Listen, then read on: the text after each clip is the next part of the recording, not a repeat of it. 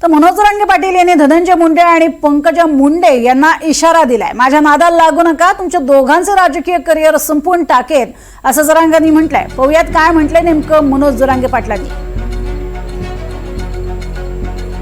माझ्या नादाला लागू नका असं म्हणत जरांगे पाटलांनी इशारा दिलेला आहे। धनंजय मुंडे यांच्या संदर्भात भाष्य करत असताना आम्ही अजूनही देशमुखांचा खून विसरलेलो नाही। संतोष देशमुखांचे जे खूनी आहेत ते अजूनही फरार आहेत, त्यांना अजून शोधायचं आहे, मात्र माझ्या नादाला लागू नका असं म्हणत त्यांनी इशारा दिलाय।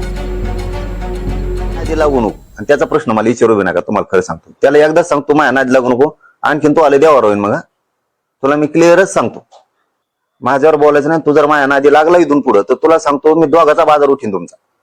परत परत क्लिअर सांगतो। तसलं ते ताकाला जाय आणि ते गाडगं लपे तसले धंदे नसतात मायापाशी। माया आणि माया जातीच्या तुम्ही आणखीन तरी नादी लागू नका। छगन भुजबळचं ऐकून तुमचा लई देवारा होईल, तुम्हाला सांभाळायला वाचायला कोणी येणार नाही। तो हो राजकीय करिअरचा एवढा देवारा करून टाकतील। तुला नादीचे ना आता ते छगन भुजबळ ते आणखीन तुम्ही कोण कोण माकडा आणतात तिकडे बिडात मिळतात सगळं माहितीये मराठ्यावर बोलायसाठी। तुम्ही मराठ्याच्या माया नादी लागू नका, तुमचा लय बेकार होईल। तुमचं नामोनिशान जाईल राजकारणातलं, नामोनिशान। माया नादी लागू नको, शहाणपणा करायचं नाही। तू तुपलं नीट राहायचं। तू दादा फादान मी असले मोजीत नसतो। रक्ताने हात भरलेल्या लोकांनी माझ्या जातीवर बोलायचं नाही, माझ्यावर बोलायचं नाही। तू जर माझ्या नादी लागला इथून पुढं तर तुला सांगतो मी दोघाचा बाजार उठीन तुमचा। परत परत क्लिअर सांगतो। तसलं ते ताकाला जाय आणि ते गाडगं लपे तसले धंदे नसतात मायापाशी।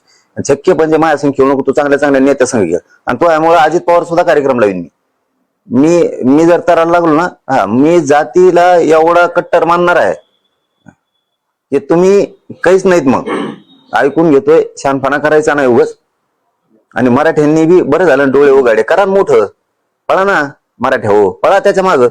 आता कोण कोण तिकडून उभा राहत आहे ना, बघतोच ना आम्ही बी। आता जेव ज्याच्या ज्याच्या प्रचाराला येईन ना ते शिटच पाडित आता आम्ही, मग मराठ्याचं जरी असलं तरी।